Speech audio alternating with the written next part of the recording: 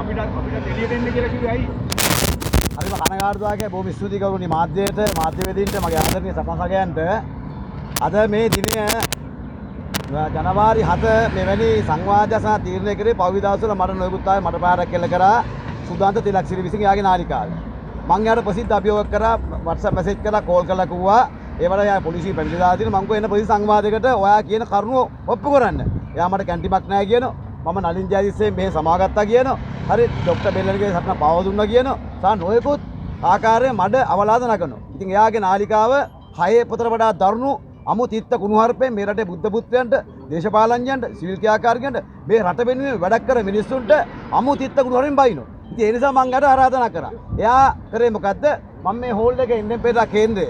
මේකේ මම 2015 පස්සේ මේ ඒකාබද්ධ විපක්ෂයෙන් පස්සේ මම දැන් මාධ්‍යම තියන්න පටන් ගත්තා. අපේ චමිල්ක සහෝදර සාක්ෂිදරයි. හරිද? මේ තියෙන මේ සම්බන්ධව මේ එන්එම් පෙරේරාගේ 2015 කඩපු රිසිට්. හරිනේ? මේකේ 2015 අද මෙතන මේ තෝතන්නා පාඩපත් කරේ මම. මෙන්න මේක කතා කරලා තිස්ස විතරණටයි මේකේ හෝල් එකේ බාර අප්පුවාමිටයි මට හෝල් එක දෙන්න එපා කියලා. අද දැන් ගේට්ටුත් වහලා වාහන දාන්න දෙන්නෙත් නැහැ. ඉතින් මම මෙතන තියාගත්ත පාරේ මම සතුරු වෙනවා ආණ්ඩුවේ පොලිසිය මාත්‍රවල කරදර නොකිරීම සම්බන්ධව. හැබැයි මට චෝදනා කර අප්පුවාමි සුවන්ත තිලක්සිරිතාවේන්ද්‍ර මෙතන නැහැ. ඒ නිසා මම පාළුගේ වළම් බින්දින්නේ මම කැමති නැහැ. හරිද? මම අභියෝග කරනවා යාට. යා මේ හැමෝටම බෙගුඩ් පොල් ටෝක් දෙනවනේ. ඔයාගේ නාලිකාවේ සංවාද සූදානම් කරන්න මම එනවා ඔයාගේ රොයල් පාක් එකේ ගෙදරට. ඔයා සූදානම්ද? ඔයා සූදානම්ද? හරිද? ඔයා සූදානම් නැතුනොත් මම මෝදර කාලි කෝවිලේ පුතේ ගන්නවා පොල් ගෙඩිය අතට ගහනෙක් ගහනවා පුතේ. ආයි කතිකා හැඳිගාවිල යන්නයි. ඉතියා සන්ධ්‍යාවක් ලැබුණට ගැහුවා පුටු පෙල්ලන්ගේ හිටපු අප්පාමිලා. හරිනේ? ඒ නිසා මට තියාගන්න මේ මඩ අවලාද නවතින්න ඕන. ජනාධිපතිතුමා හොඳ වැට්ටියක් කරන් යනවා. ඒකත් හානවා මූ පහුගිය කාලේ ජනාධිපතිවරණේ මහජන සමීක්ෂණ කරේ සජිත් ප්‍රේමදාස දිනවන්න. ඊට පස්සේ රනිල් වික්‍රමසිංහ. ඊට පස්සේ රැල්ල හමුදා කරා. අද අනුරගාඩ ගිහිල්ලා අද විජේවීරගේ අක්කයි පුතාවගේ තමයි මූ විතර වැඩ කරන්නේ. මේ රටේ උපතුම් බුද්ධිපතුම් කලාවු ලක්ෂ 60ක් ඡන්ද දුන්නේ මේ අපතේකට මේ ආණ්ඩුව හාන්නද?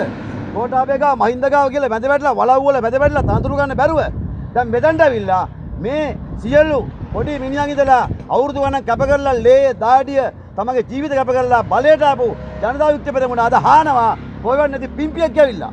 හරිද? අන්න ඌට උත්තර දෙන්න මම කතා කරේ දෙට. ඌට කොන්දක් නෑ ඌට. හරිද? පාළුගේ නම් වළඹින්න නැතුව රොයල් පාක් එකේ කාමරය ඇතුලේ සද්ද දාන්න නැතුව මේ රටේ උගතුන්ට බුද්ධිපතුන් කලාවු සියලුනාට. නිසා අපි ලැජ්ජ වෙනවා සුදා ගැන. අපි ලැජ්ජ වෙනවා මේ හෝල් එක රොදීපු තිස්ස විතරණ ගැන. අපි ලැජ්ජ වෙනවා මේ හෝල් එක වර්තමාන පාලන අධිකාරියෝ ගැන. හරිද? ඒ නිසා අපිට තන්නේ නැතුව නෙමෙයි. අපි මෙතන තියාගෙන බය නැතුව. ඒ නිසා මෙන්න මගේ පළවෙනි ආපනශාලා හිමියන්ගේ සංගමයේ මාධ්‍ය නිවේදනය කොළඹ නිපොන් හෝටලේ මේ තියෙන දීපු බිල. මේ තියෙන්නේ දිනෙත් එක්ක 2012යි. මේ තියෙන්නේ 2012 3/8 ඒ බිල රිහිට කඩේ රුපියල් 2000ක නිපොන් හෝටලේ. පළවෙනි මාස ආරක්ෂාව. හරිද? මට මම කරපු කැන්ටින් තමයි මේ තියෙන්නේ NIBM එක. ජාතික ව්‍යාපාර කළමනාකාරීත්ව ආයතනය. මේ සාහිතික හොරණම් එන්න ඕන කෙනෙක් ප්‍රසි සංවාදයකට. නැත්නම් මේ ආයතන දැන් කතා කරලා අහන්න. මේ තියෙන්නේ ප්‍රමිති ආයතනය. ශ්‍රී ලංකා SLS දැන් කතා කරලා අහන්න. දැන් කතා කරලා අහන්න මම 2007 7 26 ඉඳලා ආපනශාලා කරාද නැද්ද? මේ තියෙන්නේ බණ්ඩාරනායක සිරිමව බණ්ඩාරනායක බාලිකා විද්‍යාලය. මේකෙන් තමයි මම පාසල් වසවිස මේ රටේ හඳුනාගෙන මේ රටේ හෙලි කරේ. මේ තියෙන්නේ කොළඹ DSA නාගේ විද්‍යාලය. කොළඹ 7. හරිද? මම තමයි මම මේ රටේ දරුවෝගේ වසවිස ආහාර, අජිනමෝටෝ රසකාරක වර්ණකාර ගුණාත්මක ආහාර සම්බන්ධ මේ රටේ කතා කරන්න පෙළඹුණේ. හරිද? මේ ඒ නිසා මේ සියලු දේවල් තියෙන මේ ජනාධිපතිතුමාට ඒ කාලේ මේ ලියපු ලංකාදීපේ පළවෙනි පේජ් එකේ කියපු නිවුස් මේවා. නිසා සෑහෙන ප්‍රමාණයක් තියෙනවා. මම කැමති නැහැ පාළුවේ වළඹින්න මේ තියෙන්නේ මම ගෙනාවු ටිකක්. හරිනේ? ගෙනාවු ටිකක් මේ තියෙන්නේ. හරි? ඒ නිසා අපි කියන ආණ්ඩුවට මේ අපත වැඩේ කරන්න දෙන්න එපා. අපි රටට වැඩක් කරන මිනිස්සු මගේ යෝජනා මේ ආණ්ඩුව ක්‍රියාත්මක කරන රුපියල් 200 කෑමක ලාල්කාන්ත ක්‍රියාත්මක කරේ නාරායන්පිට. මම දිස්ත්‍රික්කයේ නොමිනේෂන් බාරදී මනදරුව. මමත් අපේ මේ වනසිංහ අපේ පුෂ්ප කුමාර අපි කට්ටිය එකතු වෙලා. හරිද? එතකොට ඒක ක්‍රියාත්මක වෙනවා. 100 තියෙන පොල් දෙන්න මම ගමට ගිහිල්ලා පන්සල්වල පොල් එක දුවන්න ගියපත් තමයි සද්ද පොල් දුන්නේ. හරිද? නවකවාදයේ වෙනුවෙන් පාට බැවින් තමයි නවකවාදයට කාර්යසාධ බලගා ආරම්භ කරේ. ඒතර ආණ්ඩුව අපේ යෝජනා ක්‍රියාත්මක කළේ නැද්ද? එහෙම එකේ පිම්පිය අහනවා. ඔබ මොකද කරේ කියලා. හරිද? උට උත්තරෙන් තමයි මම ආවේ මෙතනට. හරිද? උගේ කොන්දක් නැති නිසා මට කරන්න දෙයක් නැහැ ඒක. ඒ නිසා මතක තියාගන්න කොයි අප්පුවාමිත් අපිට අභියෝග කරන්න આવොත් ඒ අභියෝග පිළිගන්න සූදානම්. අපි මේ රට පිළිම වැඩ කරන මිනිස්සු මාධ්‍ය රට තිබ්බද? අපි එතන මේ රටේ රාජ්‍ය සේවකයන් අසාධාරණයක් වුණාද? අපි එතන මේ රටේ ඕනෑම කෙනෙකුට අසාධාරණයක් එතන අපි හිටගන්න අපේ සිවිල් ව්‍යාපාරේ. ඒ නිසා අපි අත්ත කතා කරන හිට වෙනුවෙන් රට වෙනුවෙන් මේ නිකරු ආකාරයේ මේ අසම්බත් ಜಾති දාලා අපිට නිකරු කරන හදන්න එපා. අපි අවලම් කාසි කරන හදන්න එපා කියන මතක් කරනවා.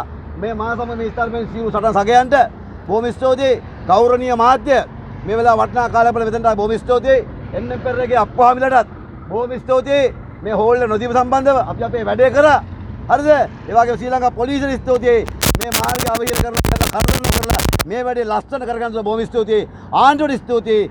අර සුදා කියන අප්පුහාමිගේ නාලිකාවේ ධම්ම ආපදා අරමුදල ඒක දාලා බයින අම්මේ මුත් නැති වෙන්න. අන්න ඒක දැන් ගලවලා ආණ්ඩුවට දැන් තේරිලා. හරිද? අපි සුදාට කියනවා අපි ජයග්‍රහණ දෙයක් ගත්ත එකක්. මේ නාලිකාවේ ආපදා අරමුදල දාන account number අපි ගැලවුවා. අනිත් එක දුරු සංවාදනය කියලා අපට එන්න බැරි බව පෙන්නලා මේ මාධ්‍ය ඉදිරියේ එක ඔප්පු කරා. ඒ නිසා මේ සටනේ ජයග්‍රහණය සිවිල් ව්‍යාපාරයේදී අපි ජයග්‍රහණය කරා මතක් කරමින් බොහොම ස්තුතියි සියලු මාධ්‍ය වේදින්න.